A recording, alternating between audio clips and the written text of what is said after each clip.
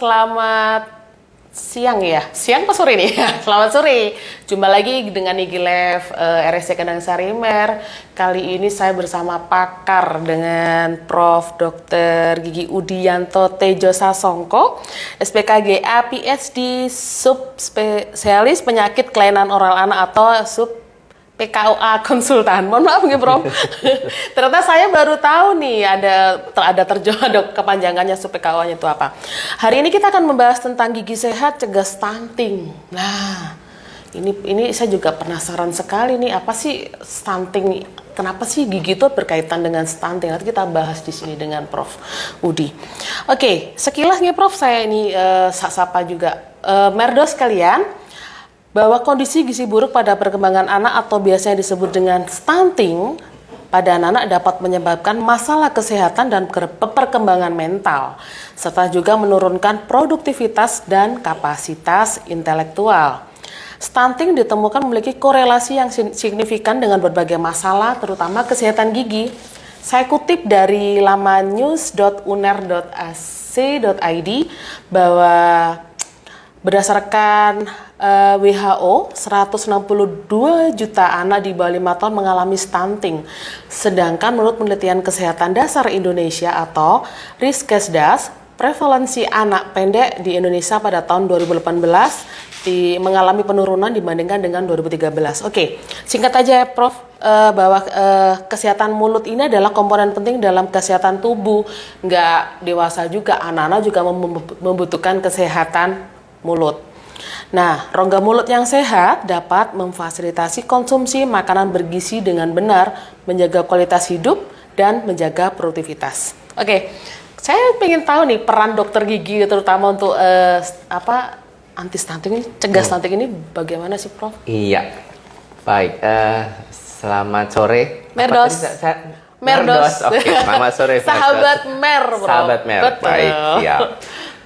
Kalau kita bicara stunting dengan gigi, memang kalau ditarik garisnya gitu mungkin nggak buat suatu garis lurus yang bisa langsung nyambung ya.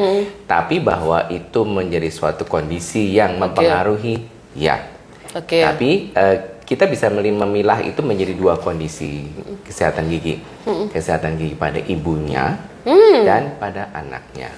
Nah, karena kenapa kita bilang dari ibunya? Karena proses kehamilan itu pun mempengaruhi kualitas gigi dari si anak.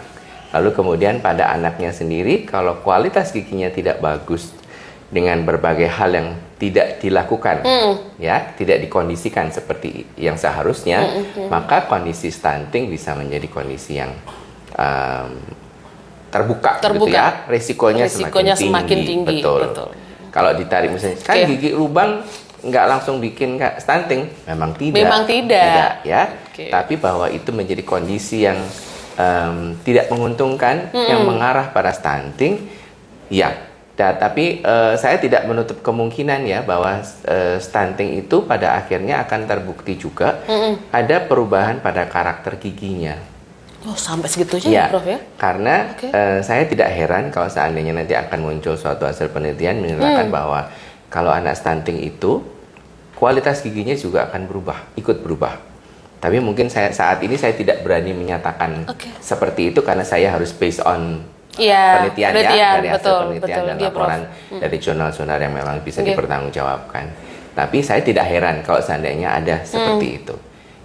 Kira-kira, ya. Nah, itu tadi ya, mungkin akan terdengar biasa nih. Apa iya gitu. Tapi jika mencegah stunting pun juga dikaitkan dengan kebersihan mulut dan gigi ya Prof ya. Karena nyatanya ini sangat penting dan berpengaruh pada anak. Nah, yang saya tertarik dengan Prof Udi tadi sampaikan. Jadi kondisi ini harusnya untuk pencegahan stunting pada anak ya Prof ya, terutama gigi, itu mulai dari ibu hamil. Nah, kebiasaan gimana nih mam sekalian pada ibu hamil ya, ini menjadi acuan kita juga. Itu dulu kita bahas ya Prof ya. Jadi ibu hamil kebiasaannya seperti apa? Nah, ini apakah juga menjaga kebersihan gigi juga ya mams? Nanti kita bahas juga sama Prof. Bagaimana Prof seperti itu? Iya.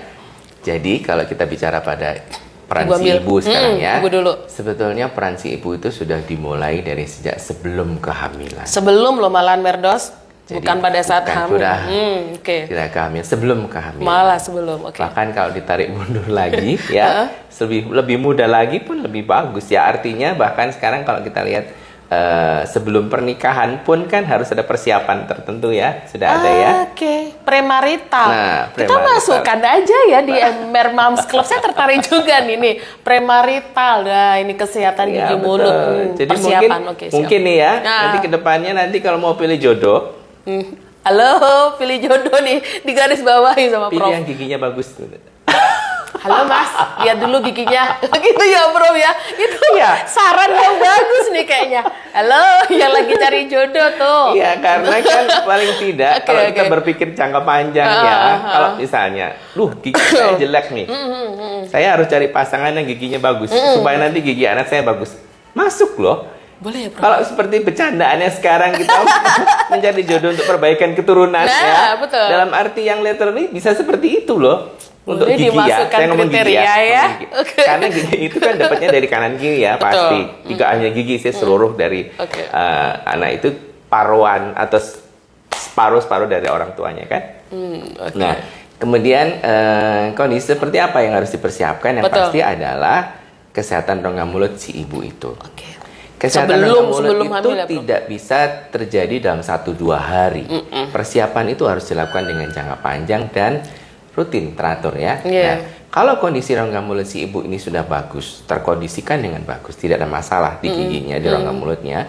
Pada saat si ibu ini hamil, di mana terjadi lonjakan jet coaster hormonal up down, betul. ya, dari si ibu ini yang bisa merusak atau mengganggu kondisi rongga mulut si ibu itu. Oke. Ya, jadi kondisi mikroba di rongga mulutnya maupun kepekaan dari si ibu itu terhadap suatu kondisi di rongga mulutnya akan sangat terganggu. Sehingga problem-problem gigi pada masa kehamilan itu biasanya muncul dengan sangat intens. Nah, sekarang kalau misalnya, emang kenapa dok kalau misalnya ibu hamil giginya sakit atau tidak perlu Nah, dirawat? betul. Apa kaitannya sama anak saya gitu kan? Nah, ada ternyata hasil penelitiannya menyatakan bahwa kalau kondisi gigi ibunya ini tidak bagus, karena banyak problemnya, banyak penyakit ini itu dan sebagainya, secara periodontal ada problem ya, ada kesehatan itu, ada penelitian yang sudah menyatakan bahwa ada resiko anaknya akan BBLR. Berat badan lahir rendah. Iya. BBLR, Mam. Lanjut, Prof. Itu bisa terpengaruh karena Oke. kondisi rongga mulut ibunya yang tidak bagus. Oke. Nah, kalau sudah BBLR, maka rentetan kejadian berikutnya sangat banyak.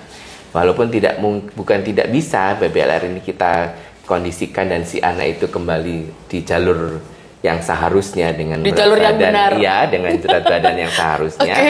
Tapi resiko berbelok ke arah yang berlawanan pun juga besar. Begitu. Sebentar, Prof. Sebentar pertanyaannya. Masanya sebentar. Ntar dulu. Biar nunggu dulu pertanyaannya.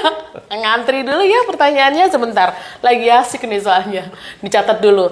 Oke, Merdos kalian boleh nanti tanya itu. Sudah mulai Prof yang tanya-tanya. Karena menarik sekali. Saya tertarik tadi yang premarital tadi itu ya. Oke, dimasukkan kriteria gimana giginya ya, bagus atau sehat tidak lah. Gitu ya, seperti itu. Yang lagi cari jodoh boleh dimasukkan di situ. Oke. Oke, ya. Untuk yang tanya-tanya live, kita ada surprise, kita ada hadiah. Kita ada paket, ya hadiah lah. Boleh kita bagi-bagi. Banyak ya Mas Ang? Oke, banyak. Oke. Oke, kebiasaan malas menggosok gigi nantinya bisa terbawa hingga anak besar lah ini. Jadi memang para parents, para orang tua juga harus mulai concern ya seperti itu. Apalagi tidak perlu waktu lama, gigi anak akan cepat rusak, bahkan karies. Nah ini Prof ya, yang kita akan bahas tentang karies ini ya. Saat anak terkena infeksi atau karies gigi nantinya akan menurunkan nafsu makan, akhirnya berpengaruh pada gizinya. Benar ya Prof seperti itu. Lalu anak mulai tidak nafsu makan sehingga nutrisi yang masuk ke dalam tubuh juga berkurang. Nanti akan kita bahas di sini. Oke, pertanyaan silakan. Sudah mulai banyak tanya. Oke, Prof ada yang tanya nih. jika gigi anak sudah terkena karies, apa yang harus dilakukan nih? Ya, baik, pertanyaannya bagus. Bagus ya. Jadi apa yang harus dilakukan nih kalau sudah terjadi karies?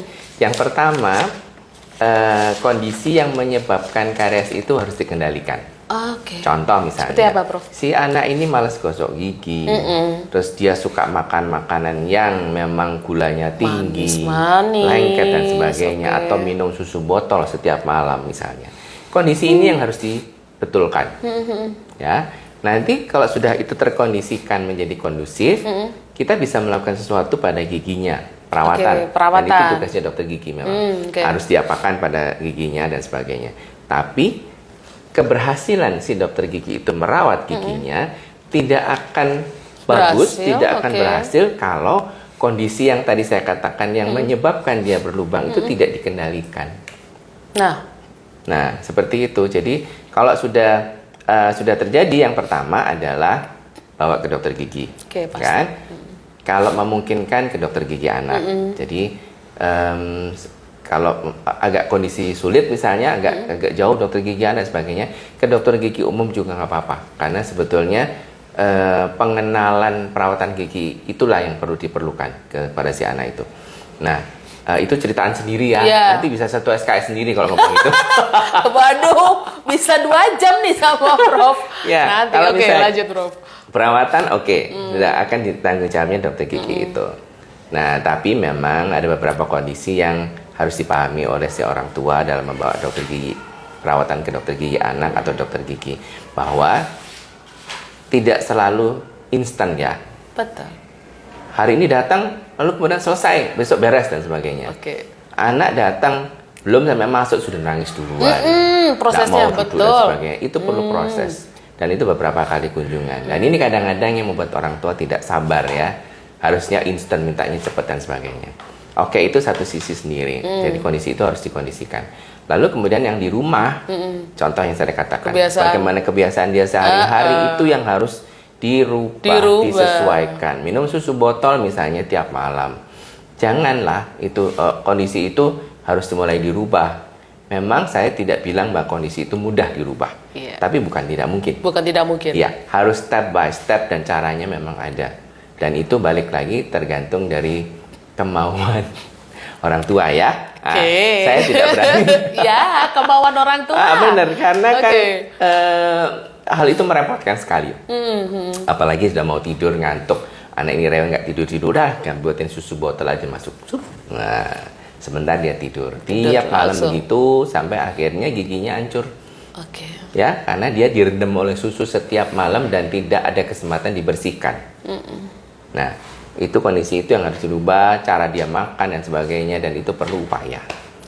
Kembali ke kebiasaan yang pertama ya, karena memang berproses, karena sudah terjadi ya Prof ya. Karena karies ini sudah terjadi Mams, jadi memang harus sabar, sabar, terus kedua merubah kebiasaan. Yaitu kalau Mam Endet mau ini ya, mau berproses juga bersama anak satu, jangan menyalahkan anak kamu sih nggak mau sikat gigi, biasanya begitu ya Prof ya. Bener ya? Oh, ada satu hal yang menarik ya. Biasanya sih kalau saya dapatkan pasien itu giginya rusak tuh ya, terus orang tuanya kan selalu bilang, tapi dia suka kok rajin gosok gigi kok, dok, atau apa seperti itu. Sepintas sepertinya, nih, kenapa? Pertanyaan saya simpel berikutnya, Bu, dia digosok gigi sendiri atau digosokkan? Sendiri dok, dia udah pinter gosok gigi sendiri. Anaknya umur 3 tahun. Oke. Saya coba, gosok gigi sendiri aku ya. Ya, baiklah.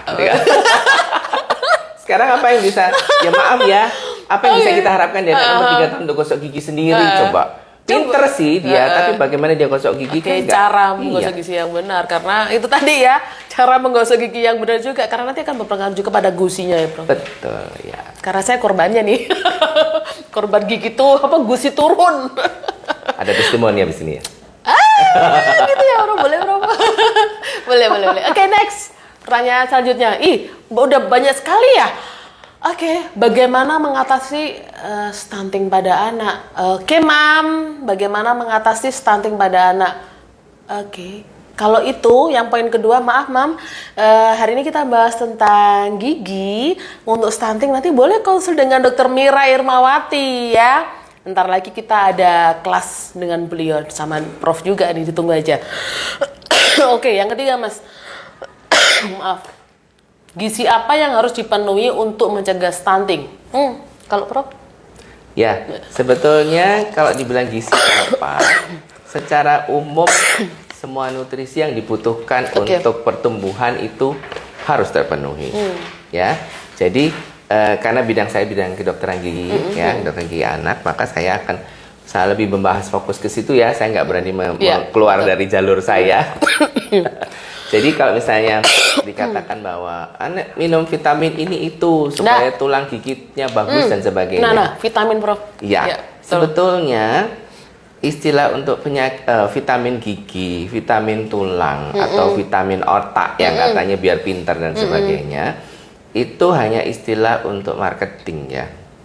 Karena sebetulnya bahan itu untuk ke seluruh tubuh itu ada efeknya. Jadi misalnya vitamin D atau kalsium atau yang untuk mineral-mineral seperti itu, yang untuk pertumbuhan jaringan keras, itu bukan hanya untuk tulang saja atau bukan untuk gigi saja. Karena proses tapi secara kimiawi. keseluruhan, secara simultan si anak itu membutuhkan itu. Gitu. Nah tapi balik lagi ya, ini pangsanya ditujukan ke siapa nih? Kalau untuk ke dokter gigi, berarti ini vitamin untuk gigi. Gitu.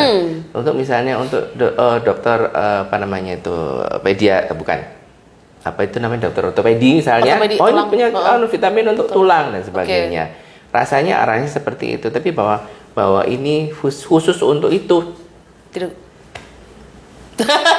Saya bisa bilang ya untuk keseluruhan ya gitu. Jadi misalnya kalau padahal dia sudah saya kasih vitamin ini, vitamin itu dan sebagainya, kok dia begitu? Ya baiklah, tapi kan itu hanya sebagian ya dari beberapa hal yang harus dilakukan. Ya, kembali ke gizi, jadi tidak ada yang bisa menggantikan makanan yang sehat atau masakan rumahan Mam sendiri, gitu ya, Prof? ASI. ASI! Thank you loh diingatkan sama Prof. Itu luar biasa. ASI, ya, tidak ada yang bisa menggantikan ASI di dunia. Betul. Oke, Prof, pertanyaan selanjutnya. Banyak banget pertanyaannya. Oke, Mas jatuh. Sebentar. Oke, nomor 4. Apakah korelasi karies gigi dan stunting? Iya. Oke. Pada stunting itu kan terjadi kekurangan nutrisi ya.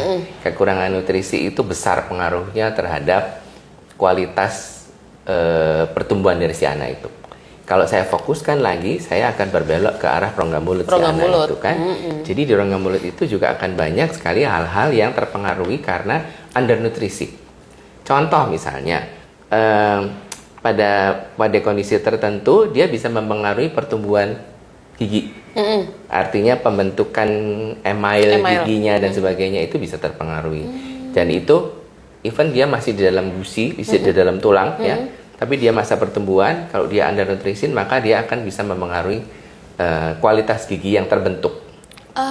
Kalau misalnya dia sudah muncul ke rongga mulutnya dengan permukaan email yang kurang bagus, maka resiko dia menjadi karies menjadi semakin tinggi. Misalnya dia gampang mineralnya gampang lepas ya, atau istilahnya demineralisasi, kemudian gampang patah misalnya, getas misalnya, rapuh misalnya, seperti itu. Atau kalau permukaannya tidak rata, dia gampang tertempeli plak misalnya, sehingga kemungkinan resiko terjadi keradangan pada gigi maupun benda gusinya juga menjadi tinggi. Kemudian kalau problem gigi sudah muncul, tadi sudah disampaikan juga bahwa dia mungkin agak nggak nyaman makan ya, dan kemudian intake nutrisi juga jadi berkurang dan sebagainya. Tapi sebetulnya kondisi rongga mulut yang tidak dijaga itu bukan hanya karena kalau tidak dijaga maka resiko kariesnya menjadi tinggi sehingga dia nggak mau makan dan sebagainya. Ya itu bisa seperti itu. Tapi tanpa terjadi karies pun, rongga mulut yang tidak dijaga kesehatannya itu juga akan mempengaruhi mikroba yang ada di rongga mulut. Kalau mikroba di rongga mulut ini terganggu keseimbangannya, yang baik tertindas sama yang patogen atau yang merugikan, maka dia akan berefek secara sistemik juga. Karena bakteri yang di rongga mulut ini bisa terbawa sampai ke pencernaan. Betul. Nanti di pencernaan akan terganggu juga dia mikrobanya, sehingga ini anak jadi sensitif, ini anak jadi gampang alergi, ini anak kalau misalnya contoh anak berkebutuhan khusus ya, misalnya anak ASD atau anak autis itu bisa jadi dia gampang sekali mood swingnya terpengaruhi begitu. Makin pemicunya makin ini ya, Prof, jadi ya? sebetulnya stunting ini hanya salah satu jalan yang terugikan, atau mungkin tercapai kondisi merugikan yang akan setuju kalau kondisi rongga mulutnya tidak dijaga dan dipertahankan, dikondisikan begitu ya. Jadi ya kalau dikatakan kariesnya dengan stunting seperti apa, yang paling gampang memang kalau kariesnya banyak, intake nutrisi jadi berkurang karena dia menjadi kesulitan makan. Dan sebagainya dan sebagainya. Itu yang paling gampang dipahami. Betul. Tapi di luar itu sebetulnya efeknya besar. Iya. Itu tadi ya, Mam. Jadi yang seperti disampaikan Prof. Jadi awal itu kalau gigi mulutnya area mulut tidak terjaga, terjadi karies, otomatis satu anak pasti tidak nafsu makan. Kita aja gue sih sakit aja bingung ngobatin, apalagi ini anak-anak gitu ya, kids ya. Otomatis setelah itu pasti gizinya juga makan juga nggak bisa enak, harus makan yang lembut. Terus gizi apa yang harus masuk ke kita gitu ya, Prof? Dan kalau misalnya makanan itu terbiasa dengan kondisi yang terlalu lunak misalnya, perkembangan rahang pun terganggu. Bener kan? Giginya nggak bisa bagus karena pertumbuhannya gitu juga. Itu tadi berpengaruh sekali. Kayak domino banget ya. Balik lagi. Iya. Ada lagi pertanyaannya? Oh, masih ada lagi? Nggak apa-apa ya, Prof ya? Silakan. Oke. Jika gigi karies tinggal akar, apa harus dicabut? Dan kapan gigi karies harus dicabut? Nah, silakan, Prof. Ya, kalau kapan harus dicabut memang harus ke dokter gigi ya. Pasti. Artinya, dokter giginya akan menentukan ini harus dirawat atau tidak. Harus ke dokter Tapi gigi, yang harus dipahami orang tua adalah ada masa gigi itu tanggal. Gigi sulung itu tanggal pada waktunya. Jadi ada sequence-nya. Ada waktunya. Ya, ada sequence tertentu pada anak itu untuk ganti gigi. Nah, kalau misalnya dia karies itu terjadi dan sampai harus rusak sama sekali tinggal sisa akar, dan dia belum masuk ke periode harus ganti gigi sebetulnya. Nah, kondisi yang pertama adalah kalau misalnya rusak tapi nggak sampai sisa akar ya, hanya kariesnya besar seperti itu. Nah, kalau jangka dia ganti giginya itu harus masih lama, maka kita akan berupaya gigi itu dipertahankan. Diapain, Prof? Dirawat, bisa. Dirawat. Bisa ya? Dengan ada bintangnya ya. Oke. Syarat dan ketentuan berlaku ya. Kan maksudnya Prof itu dirawat, bisa dengan syarat ketentuan berlaku, bintang tadi ya. Prof lanjut. Karena kan ngomong soal indikasi perawatan bisa 2 SKS sendiri nanti kan. Berapa jam lagi nih kita kuliah ya? Nah, artinya bisa dirawat. Kalau misalnya itu dirawat, itu tujuannya dipertahankan supaya dia tetap pada posisi itu dalam kondisi non patologis, artinya tidak menimbulkan keluhan. Betul, gak ada keluhan. Tidak menimbulkan bengkak, tidak menimbulkan sakit dan seperti itu. Tapi gigi itu dipertahankan. Tapi kalau misalnya sudah tinggal sisa akar saja dan sering menimbulkan keluhan, sering sakit, sering bengkak, ya itu harus diambil, harus dicabut. Berapa usia anak, Prof? Sebetulnya kalau dibilang usia tidak ada patokan bahwa anak bisa dicabut pada usia berapa. Tapi kalau kita menarik dari usia dari giginya sendiri, anak itu baru lengkap gigi susunya itu sekitar usia 2 tahun. 2 tahun. Nanti 2 tahun sampai 6 tahun tuh masa gigi sulung. 6 tahun tuh sudah mulai akan muncul gigi baru. Gigi dewasa baru. Nah, giginya peralihan ya antara gigi sulung dengan gigi permanen. Nanti di atas 12 tahun sudah akan ganti gigi permanen semuanya. 12 tahun. Kapan gigi itu bisa dicabut? Ya, bila diperlukan dalam range itu pun bisa sebetulnya. Nah, sekarang kalau anak umur 3 tahun, gimana dok nyabutnya? Tergantung kondisi si anak itu, ya. Artinya, seberapa kooperatif si anak itu bisa duduk di kursi gigi, Nah, kalau misalnya pada kondisi yang terlalu kecil atau misalnya anak berkebutuhan khusus ya, kita akan ambil jalur lain, misalnya dengan general anestesi atau apa seperti itu. Daripada nanti berontak, Iya, makin ya. kacau. Tapi nanti. memang balik lagi, term and condition apply ya untuk perawatan dengan general anestesi. Ya seperti MMC kita ya, Mermams Club ya, term and condition apply. Oke, ada bintangnya kata Prof tadi ya, gitu ya Prof ya. Ini keren banget. Mas ada pertanyaan lagi kah? Oke, apa yang menyebabkan gigi anak telat tumbuh? Nah, nih. Telat tumbuh itu bisa jadi karena secara genetik bisa. Karena ada Genetik beberapa kelainan bisa, tertentu ya, misalnya Down syndrome atau apa, sehingga memang secara genetik dia agak delay pertumbuhannya. Kemudian problem yang kedua adalah kalau misalnya ada yang menahan gigi itu tumbuh. Oke, bisa. Misalnya apa? Gigi yang bergeser. Misalnya tadi saya katakan, gigi yang lepas sebelum waktunya, itu gigi samping-sampingnya bisa bergeser. Sehingga tempat gigi yang harusnya muncul itu nggak ada ya, bergeser. Ini kalau fase gigi pergantian. Kalau pada bayi yang belum ada giginya lalu kemudian muncul giginya, sebetulnya range pertumbuhan giginya itu bisa sampai plus minus 1 tahun. 1 tahun. Ya, jadi awal gigi muncul kan kurang lebih umur 6 bulan, 7 bulan ya. Betul. Nggak perlu terlalu panik dulu kalau sampai usia 1 tahun dia belum muncul. Karena biasanya kalau sudah di atas 1 tahun, gigi itu akan muncul satu persatu dengan sangat cepat. Benar. Jadi seperti mengejar sequence. Kayak itu loh Prof, biasanya kan ada tuh mam yang khawatir, iya anakku usia 8 bulan belum tumbuh 1, belum tumbuh 2. Tapi nanti kalau udah 12 bulan biasanya tumbuhnya bareng-bareng cepat. Bener juga ya. Dan itu. saya pribadi lebih memilih gigi yang telat muncul atau telat tumbuh itu lebih menguntungkan daripada kecepatan tumbuh. Lebih baik gitu ya? Iya. Oke. Contoh misalnya. Bingung dia. Ada yang nyurem di depan Ada yang nyurem bingung. Karena kayaknya ngalami deh kayaknya. Apa tuh Prof? Gitu. Contoh gimana begini, tuh Prof? yang simpel adalah kalau gigi itu misalnya munculnya di usia di bawah 6 bulan ya, 6 bulan dia sudah muncul gigi depan dan sebagainya. Berarti paparan yang diterima gigi itu dengan lingkungan luarnya sudah dia terima sejak awal banget kan. Nah, misalnya pada saat itu entah problem ASI yang bermasalah atau apa sehingga harus diberikan susu formula dan sebagainya, berarti gigi itu sudah mulai terpapar dengan lingkungan yang maksudnya seperti itu ya Prof? Ya. Jadi kalau misalnya dia belum muncul masih di gusi, dia selamat dalam tanda kutip ya, terlindungi. Ya. Demikian juga pada gigi geraham misalnya, geraham dewasa yang pertama di belakang sendiri itu plus minus usia 6 tahun dia munculnya. Tapi ada yang umur 5 tahun sudah muncul. Iya. Ada begitu. Nah, bandingkan anak yang umur 6 tahun atau 7 tahun baru muncul gerahamnya dengan anak yang umur 5 tahun muncul gerahamnya.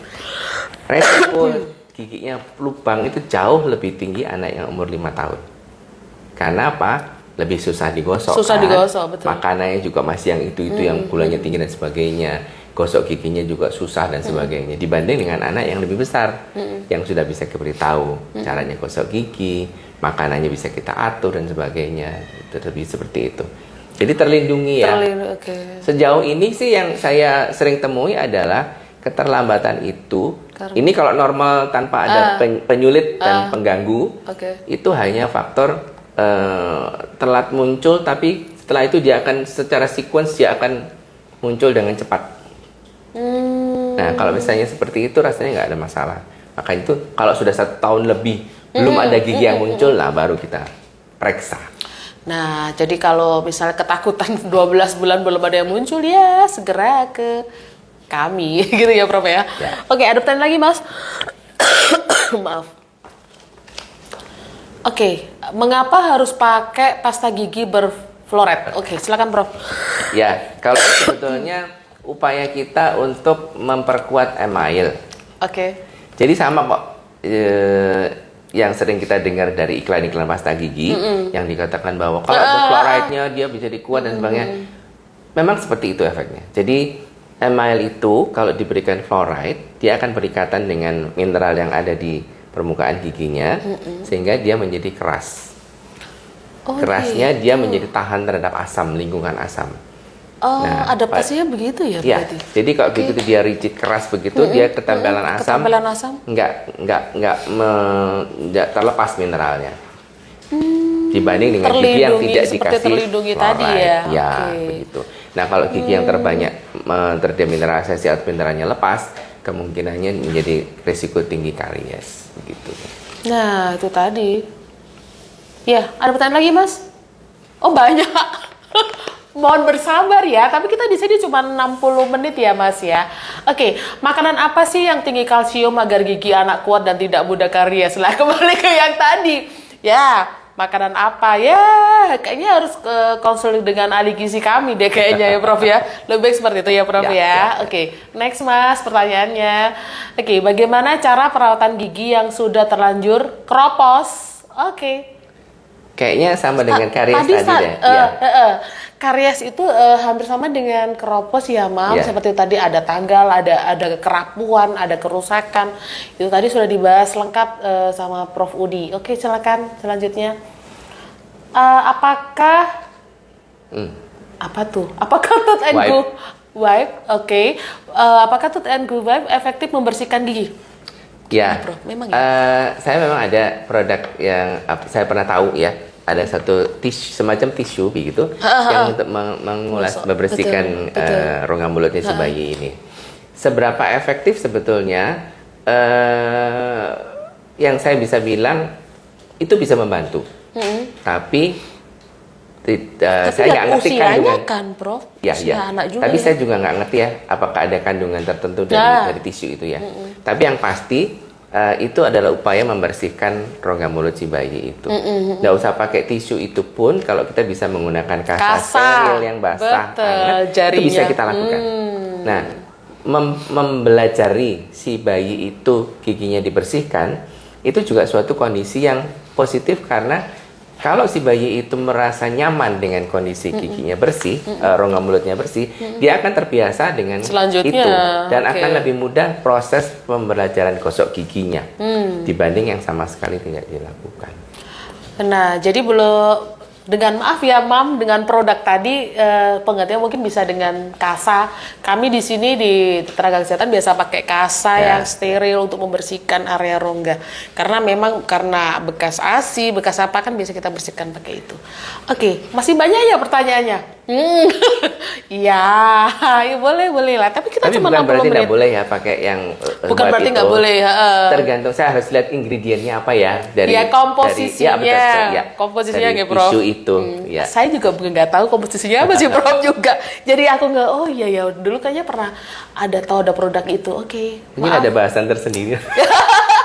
Kita nanti podcast aja dah. Oke, anak kedua saya usia 10 bulan, Dok, untuk Udah muncul satu gigi. udah muncul satu gigi di bawah. Apakah langsung disikat fluoride? Oke. Usia 10 bulan. Ya, sekarang lepas dari usianya, usia berapapun si anak ini, kalau giginya sudah erupsi atau sudah muncul, maka harus wajib dibersihkan.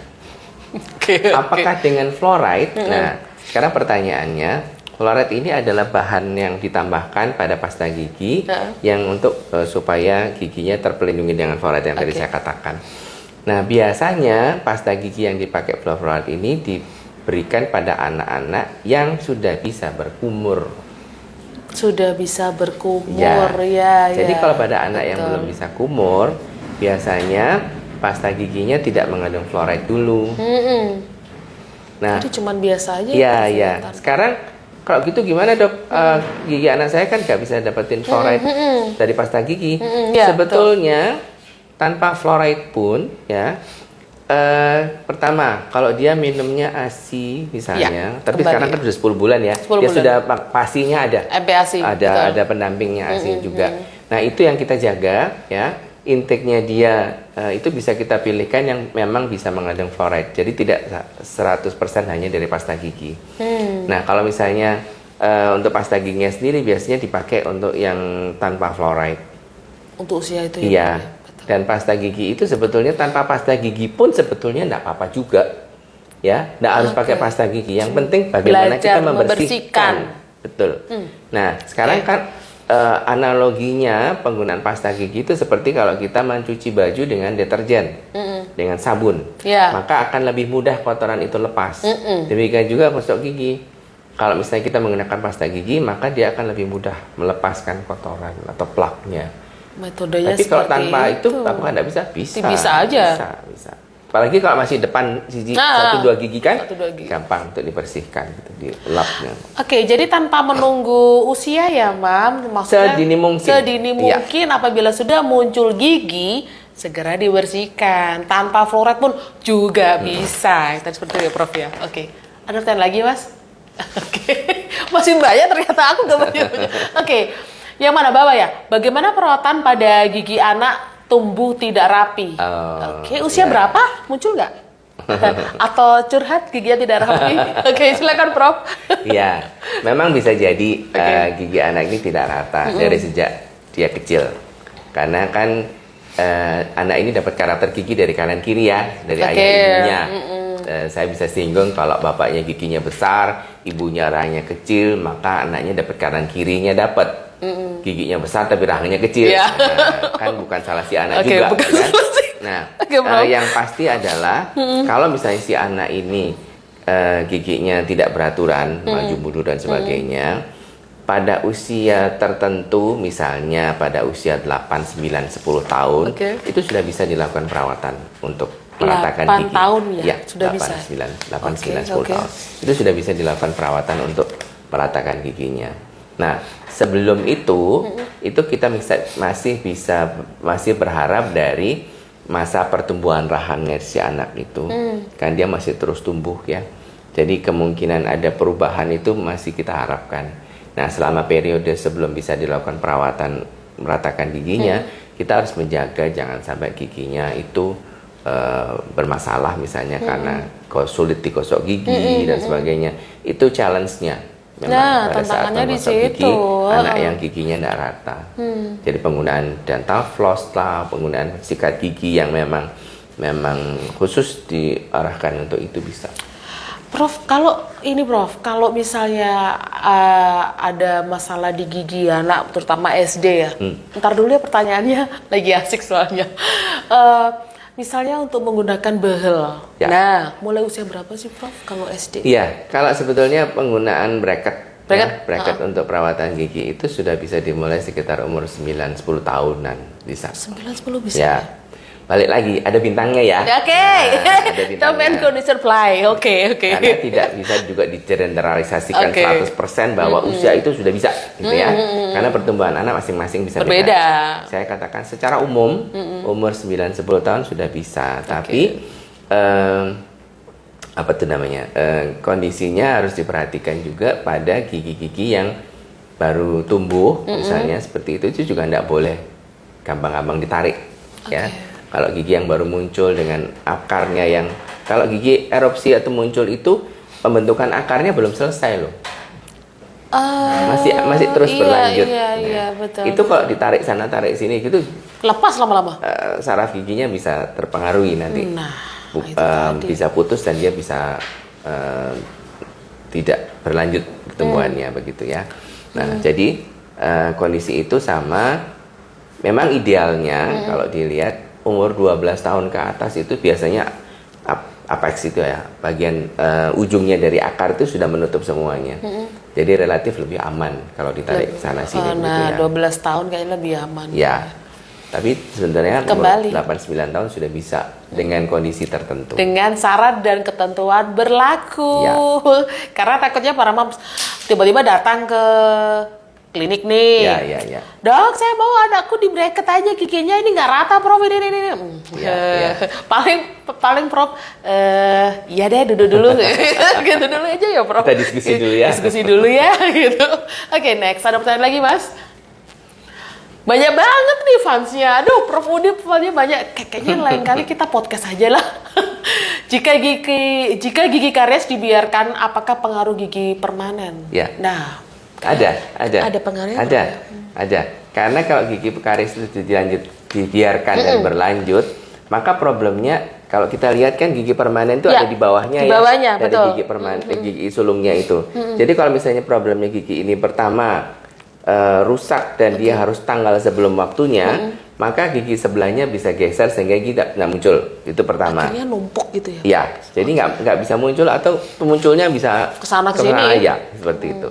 Atau kalau misalnya ini sering bengkak, ya, kemudian sering sakit, sering bengkak dan sebagainya, bagian bawah dari akarnya gigi yang sering bengkak itu akan mempengaruhi dari kualitas gigi permanen di bawahnya. Oke, karena kan mesti tinggal separuh tuh Prof, mungkin ya karies atau rapuhnya tuh tinggal separuh, dibiarin aja ntar aja putus, ntar lepas sendiri. Ya memang sih bisa ya, kan masih gigi gigi susu ya Prof. Tapi ya tetap itu berproses, karena kalau dibiarkan lama akhirnya juga pengaruh di permanen tadi, dia nggak segera naik dengan senormalnya mungkin ya. Ya bisa. Problemnya memang berbeda-beda, tapi kalau dikatakan gigi karies itu ada pengaruhnya sama gigi permanen penggantinya. Ya, ada pengaruhnya, Mams. Jadi segeralah ke dokter gigi anak. Oke, gitu ya. Oke, Mas, pertanyaan lagi? Yang nulis banyak banget nih pertanyaannya, masih nyambung ke sana. Gimana nih, Bro? Oke. Apakah pemberian makan pada bayi berpengaruh pada gigi anak, dan makanan apa yang baik agar gigi kuat dan tidak keropos? Oke, mohon maaf tadi sudah dibahas ya Prof ya. Tadi udah bahas, jadi kembali ke ahli gizi kita. Nanti boleh tanya ke kami ya, telepon ke hotline nanti. Ya, oh kebetulan besok hari Sabtu kita ada senam hamil, ada ahli gizi kita. Mungkin nanti bisa tahu makanan gizi yang sehat untuk ibu hamil, gitu ya. Next, pertanyaan selanjutnya, Mas. Berapa lembar? Pertanyaannya banyak banget nih fansnya Prof. Oke. Ada lagi, Mas? Gigi muncul bintik putih, apakah tanda terkena karies? Putih atau kuning ya, Prof? Ya. Sama aja ya? Jadi gigi yang mulai akan proses untuk berlubang itu diawali dari istilahnya white spot. White spot. White spot. Jadi ada bagian yang warnanya putih di gigi itu. Biasanya pada leher gigi. Bintik jadi, gitu ya? Bisa bintik, bisa juga berupa garis begitu. Oke. Memanjang begitu ya. Nah sebetulnya kalau dilihat secara mikroskopis, itu sebetulnya sudah mulai berongga giginya.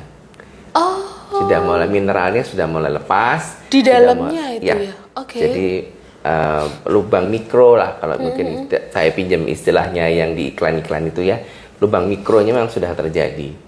Ya itu memberikan penampakan warna putih pada permukaan gigi. Sebagian besar itu memang tanda awal dari gigi berlubang. Oh, tanda. Tapi apakah 100% seperti itu? Tidak. Tidak, saya nggak berani ngomong seperti itu karena saya harus lihat ya, harus lihat dan banyak kondisi pendukung sekelilingnya yang harus saya lihat, gitu. Dan apakah itu harus segera dirawat, ditempel dan sebagainya? Enggak. Terus diapain, Prof? Bersihkan gigi itu, jangan sampai kotor, jangan sampai plaknya tebal dan sebagainya. Lalu pakailah pasta gigi perfluoride dan sebagainya. Dia bisa selamat. Dia bisa putih itu bisa hilang. Bisa hilang kan, Bro? Bisa hilang. Saya ngalami deh kayaknya. Tapi memang warnanya bukan putih, tapi agak kan dia gitu. Beneran gitu loh. Ya kembali ke itu, ke dokter gigi. Makanya ke dokter gigi, Mas, gitu loh. Nah, maksudnya kondisi gitu. putih itu kok dibiarkan dia akan berubah warna. Itu namanya apa tadi? White spot. White spot. Oke. Dari spot putih ya. Itu kalau dibiarkan dia akan berubah warna, menggelap. Jadi putih itu awalnya putih, lama-lama jadi coklat muda, kemudian coklat tua jadi hitam. Terus kemudian dia ada cavity yang terbentuk di situ. Makanya gigi anak-anak yang hitam coklat mungkin awalnya dari itu Gigis mungkin ya, gigi-gigis. Oh. Iya. Nah, gigis. Awalnya memang dari dari ngomong itu. gigis saya mesti ngomong dulu dari sekarang. Gimana, Prof? Gigi gigis itu tidak normal ya. Halo, saya baru tahu. Beneran Jadi nih, Prof? jangan beranggapan bahwa anak kecil itu harus gigis. Itu salah besar. Oke. Saya ulangi, Prof. Gigi gigis atau apa namanya tadi, Prof? Gigi gigis. Ya, bahasa awamnya bahasa gigis ya, yang hitam-hitam itu ya. Itu tidak normal. Nah, mungkin Mama bilang, "Oh, itu kebanyakan manis-manis biasa, enggak apa-apa anak-anak." Bener ya, Prof? Banyak seperti itu. Tidak normal ya, Prof? Enggak normal, enggak boleh. Ya, jadi ini juga saya katakan saya ada pasien saya yang dengan bertanya ke saya dengan kondisi dokter anak saya giginya kok putih semua bagus gini ya. Saya kan heran kemana arahnya pertanyaan ibu ini gitu kan. Ternyata kenapa Bu gitu kan saya tanya. Enggak, soalnya kan anak seusia dia kan harusnya giginya hitam-hitam. Teman-temannya itu semuanya giginya kikis. Kenapa anak saya giginya kok enggak? Kebalikannya malah matanya. Oke. Makanya saya bilang, Gimana, halo Bu, itu apa ya gitu ya. Karena kondisi itu seolah-olah gigi kikis itu yang harus, yang gigi yang bagus itu menjadi tidak normal. Menjadi suatu kejadian aneh. Ya. Itu anak SD atau TK, Bro? TK biasanya. TK yang udah mulai memang ya. Oke, tidak normal ya berarti. Saya baru tahu juga. Tidak boleh dianggap normal. Tidak boleh dianggap normal karena bener ya BBC begitu. Oh, enggak apa-apa gigis, biasa makan permen, gula, sekarang ice ada cream. hati-hati ada bahasa hukumnya loh sekarang. Apa, Bro? Dental neglect. Artinya si orang tua itu tidak memperhatikan kesehatan gigi anaknya. Oke. Bisa diulangi nggak, Bro? Dental neglect ini Oke, kelasnya dental seperti neglect, child abuse dan sebagainya itu. Oke. Arahnya ke Mas situ. di note ya nanti kita. Oke, nanti kita ambil untuk YouTube ini kayaknya nih kayak. Oke. Itu tadi. Sebentar ya. Aku sebentar lagi soal gigi tadi itu itu adalah hal yang tidak normal. Oke, siap. Oke, pertanyaan. Dok, sebaiknya Ana dibawa ke dokter gigi mulai umur berapa? Oke, Dok. Silakan. Sedini mungkin ya. Sedini mungkin itu artinya gini. Tanpa menunggu keluhan? Oh pasti. Jangan sampai ada keluhan dulu malah. Jadi si anak ini mulai bisa diajak itu kalau saya sebut angka kurang lebih umur 2 tahun. 2 tahun sudah bisa. Bisa. 2 tahun sudah bisa diajak. Mungkin dikenalkan. Pengenalan dan sebagainya. Karena kalau di bawah 2 tahun agak kurang ini ya, nanti ingatan dia masih kurang stabil lah ya kalau saya katakan untuk mengingat sesuatu dan mendapatkan pengalaman tertentu kurang lebih 2 tahun. Nanti 2 tahun itu mulai dibawa ke dokter gigi, bahkan mulai dicoba giginya diperiksa dan sebagainya. Memang anak umur 2 tahun tidak akan bisa buka mulut lama dan seterusnya. Tapi paling tidak dia mengenal, oh ada orang seperti ini yang pakai seperti ini, kursinya seperti ini, biasanya melihat gigi. Apalagi tahu bisa buat mainan nanti kursinya. Gitu. Nanti kalau sudah kalau umur 2 tahun ya mungkin tidak perlu terlalu sering. 6 bulan kemudian nanti umur 2,5 nanti datang lagi. Nanti umur 3 tahun mulai lebih sering. Lebih sering dan anak umur 3 tahun sudah bisa dirawat giginya. Karena dia sudah nggak takut lagi dengan dokter gigi karena sudah dikenalin sejak awal kan, Prof. Kalau sudah kenal seperti itu. Tapi kalaupun misalnya, lo anak saya sudah umur 3 tahun lebih, bagaimana ini? Kalau dia belum pernah ke dokter gigi, ajaklah ke dokter gigi sebelum dia ada masalah. Lebih baik. Itu. Siapa takut? Oke. Ya, masa nggak takut ke dokter gigi soalnya. Dia takut ke dokter gigi. Loh, orang tua sakit takut perawatan gigi itu nyetrum ke anaknya lo. Beneran tuh, jangan takut ke dokter gigi ya para parents, merda sekalian. Karena nanti ya kalau bapak ibunya takut ke dokter gigi, nanti anak juga ikut takut gitu ya, Prof ya. Nyetrum maksudnya. Betul. Oke, selanjutnya. Yang mana Masnya bawa? Oke, apa betul gigi susu tidak punya saraf, jadi meski lubang tidak menimbulkan nyeri? Enggak lah, sama.